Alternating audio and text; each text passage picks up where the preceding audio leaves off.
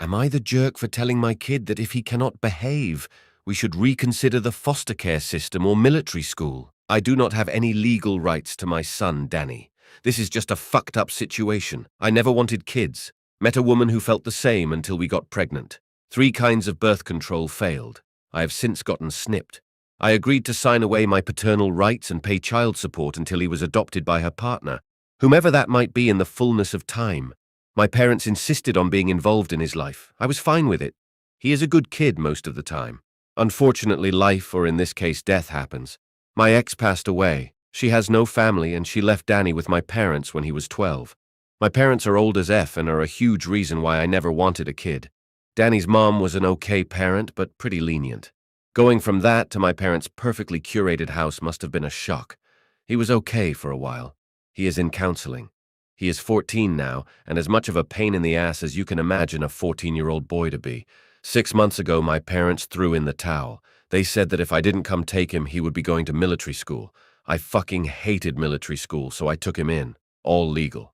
My parents are his legal guardians, but I'm letting him live with me and trying to socialize him. He isn't having it. He has trashed my home a couple of times. He refuses to do his chores or his schoolwork. He's just being a dick. I've been going to counseling with him for 6 months, and it hasn't helped. I sat him down and told him flat out that if I had to deal with him wrecking my stuff, not cleaning up after himself, or not doing his homework, I was going to talk to my parents and see if perhaps being under professional care will help his behavior. He said I was an asshole and that I was never a father, so why am I trying now? To be honest, I'm trying because I loved his mom. I know she grew up in foster care and would hate knowing that's where he ended up. My husband found out he has a 28-year-old daughter. As I write this, I can only imagine you all thinking this is a scam or a Hallmark movie, but I assure you it's real. I am having a hard time processing and need all the input. Stay with me, it's long. Changed names for obvious reasons. My husband, Troy, 48, found out he has daughter who is 28 and has 2 kids he knew nothing about until yesterday. Let's call her Susie. We will call husband Troy. Background. He is 10 years older than me. We have been married for almost 6 years. This is both our second marriages and don't have any kids together, but we raise our blended family together, and all the kids get along great, and life was great until we got these Facebook messages. Tori doesn't have Facebook and have limited engagement because I don't care for Facebook. In October, I got an out-of-the-blue Facebook message from Susie asking if I was related to my father-in-law. After talking with husband, decided to ignore it because of scammers. Then, yesterday, my sister-in-law, Jessica, got a similar message, except this time the message from Susie mentioned she was looking for her bio dad. Jessica texted Troy the screenshots, but didn't respond to Susie to not get involved, because who knows if it was really true. Troy reached out to Susie on my Facebook and got her number. After chatting a bit, getting a minimal backstory, and without a DNA test, it feels 99% a match. According to Troy, the story lines up with his past. His first station was in Arkansas in the 90s. He enlisted at 19, first station at 20. He was young, dumb, and partied like most of us do. He knows it's a possibility because of his past behaviors. He doesn't recall Susie's mom at all. He swears he always engaged in safe sex, but let's be real. That's not always the case. Shit happens. We bought my father-in-law a 23andMe for Christmas 3 years ago. She also did a 23andMe over the summer to start looking for answers. That's where she was linked to my father-in-law and she reached out to get more information.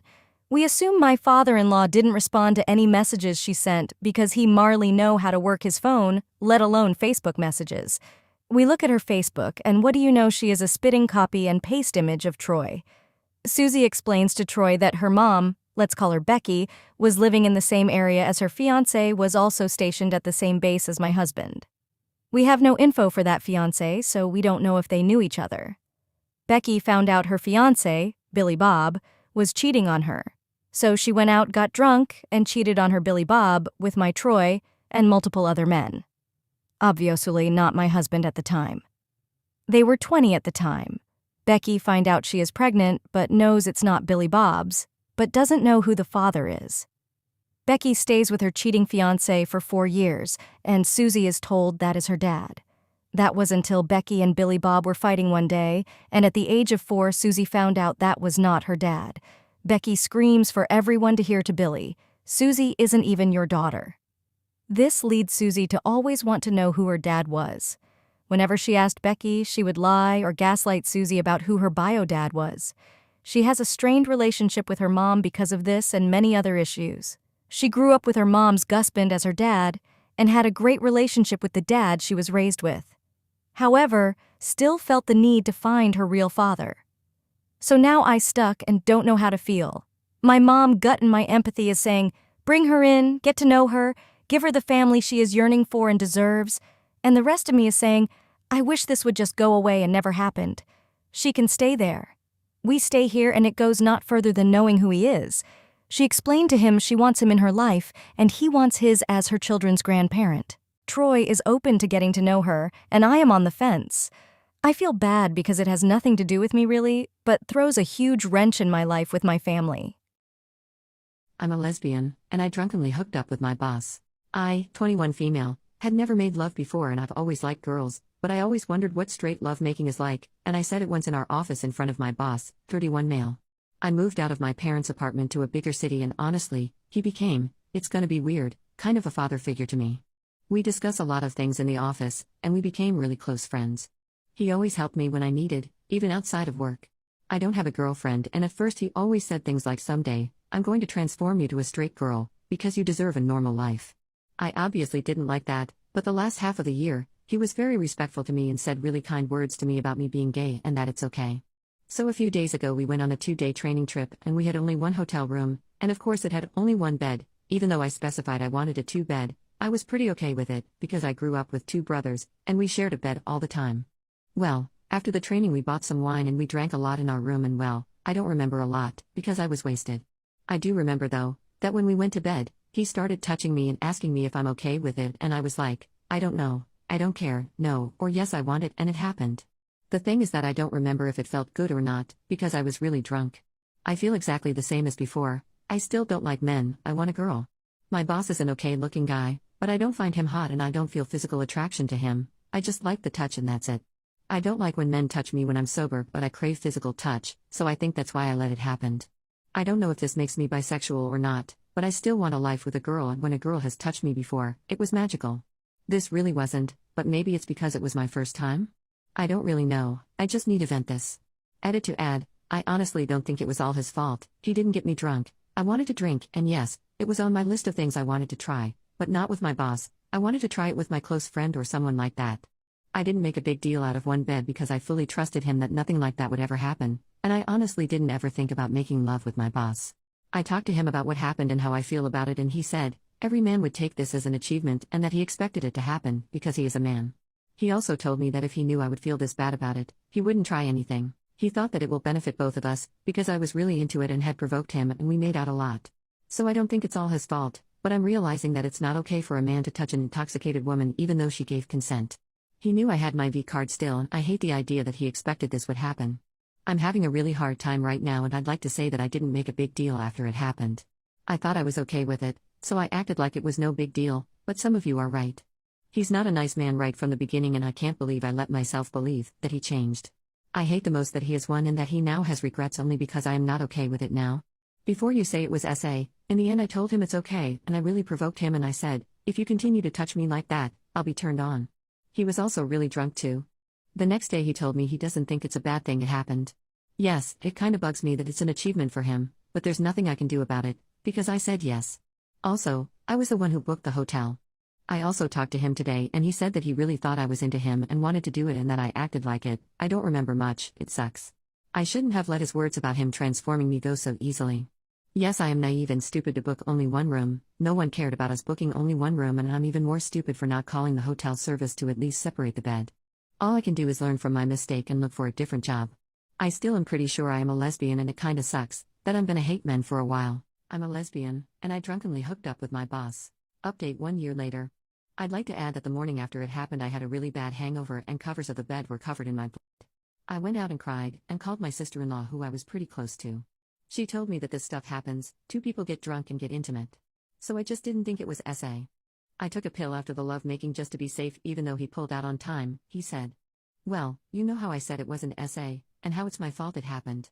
Yes, I thought I provoked him but most of the memories from the night are just really painful, also it's one of the first things he told me. I was in a really bad mental state of mind, and after it happened, I couldn't eat, couldn't sleep, I was pale, and people asked me if I was okay regularly.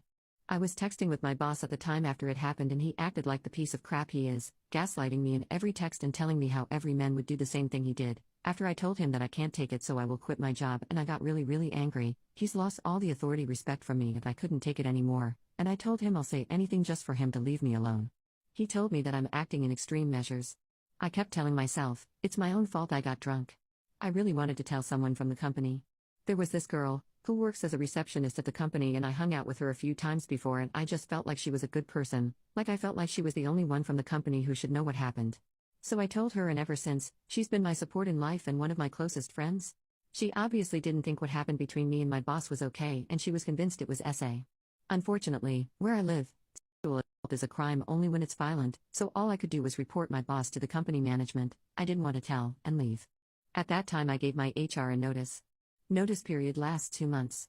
I went to work a few times after the incident happened, but my colleagues noticed how sick I look, noticed that I no longer talk to my boss or go to lunch with him, and I didn't want to say anything. Well, the boss of my boss, let's call him Michael, asked for a meeting with me and to discuss why I suddenly want to leave. At first I didn't want to tell the management, but since he wants to know, I told myself I'll just tell him the truth.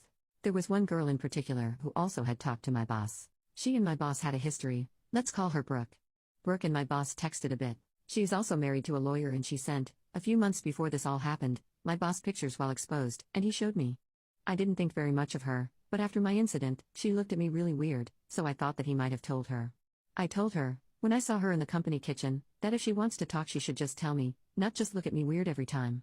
After that, she contacted me and asked me to meet her after work. I agreed and told her the whole story. She said she didn't think he would ever do something like that, and told me that she'll tell her husband to arrange a meeting with one of the lawyers from her husband's company. I was hesitant, because I didn't want to pay anything and I still didn't think of it as SA, but she was trying to convince for several days after I refused at first, and, because Brooke told me she'll bring out the lawyer's wife card, even though it could ruin her marriage and I wouldn't have to pay a thing. Though eventually I agreed after a lot of convincing from Brooke. After this I had a meeting with Michael, HR employee and HR manager. I told them everything and Michael was furious, and he immediately arranged a meeting with my boss and also Brooke. Of course he hated the fact that we didn't have 2 rooms and told me that I should stay at home for a week.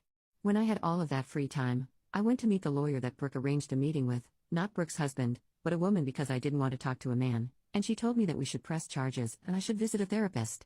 The therapist told me that this was obviously SA and that I was in no state of mind to give consent.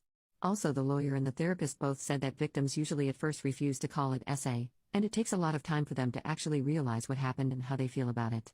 I was only once on a session, because it was really expensive and I couldn't afford more sessions since I had to leave my job in a month. I thought about it a lot and asked everyone close to me what they think about it, and they all said, except my sister-in-law, that I should follow my heart. My sister-in-law said that this crap happens and I shouldn't press charges, just reporting him at the company was enough. My mind was a complete mess. I told myself all the time that it wasn't SA, and I asked myself, would I say yes if I was sober or just a little bit tipsy? Well, the answer is no, and I never thought about doing it with my boss. So I agreed to press charges, told the police, and let me tell you, it was a nightmare. When I confessed about it in front of the police officer, I felt like I'll fall apart in a second. My friend, the receptionist, sat there with me and held my hand through it all. Then it all started. They interrogated literally every single person I talked about in the confession, and also people who the interrogated people talked about. I felt terrible, like I've put a burden on every single person around me. Lots of them were supportive and didn't mind, but I felt that they didn't like to be put through all this drama. A few obviously thought that it's my fault. I got drunk. The company called and told me I'll work in a different workplace for the rest of the notice period so I wouldn't see my boss around. Rumors spread around. Soon everyone knew what happened and they despised him for a while. Some people didn't really care. It quickly changed because lots of people from work had to go through interrogation at a police station and they were really annoyed by it. My boss tried to show people text messages where I wrote that I'll say anything just to get him in trouble. I also found out that his girlfriend that broke up with him that year was abused by him for 10 years and was interrogated as well. She basically said that she wasn't that surprised he would SA someone just to get the trophy. I screwed a gay girl. Funny thing is that this girl was a classmate of my lawyer in high school, so they know each other. My family except my brother and sister-in-law really supported me, and that was really surprising, because I didn't have that good of a relationship with them since my parents are unstable as hell. My sister-in-law basically cut off my brother and herself from our family because they support a lie. She was interrogated as well, and my lawyer told me she basically destroyed my chances to win. I was a mess for a few months, couldn't find a job, and then intense anxiety and panic attacks came. It was horrible. My roommate got fired, so I had to borrow money from my friends just to pay rent. So yeah, I lost the case. My boss got demoted, he's not a boss anymore. He chose a new employee that helps him do the same job I did. They also forbid him to choose a girl. I have a different roommate, a man from the company I worked in. And now he's my best friend. Never hit on me even though he's straight.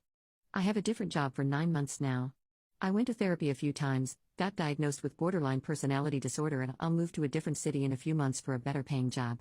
My previous boss sometimes tries to convince my friends, from the previous company, to hear his side of the story, but my friends couldn't care less. My brother and his family won't talk to me, but I texted him that I miss him and wished him happy birthday. He doesn't respond. This year was a roller coaster, let me tell you. But I'm grateful, it helped me find great people and I had a wonderful rest of the year, honestly.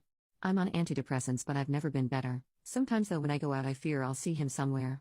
Sometimes though when someone looks remotely like him I get shivers and feel sick. But honestly, talking about my brother hurts the most.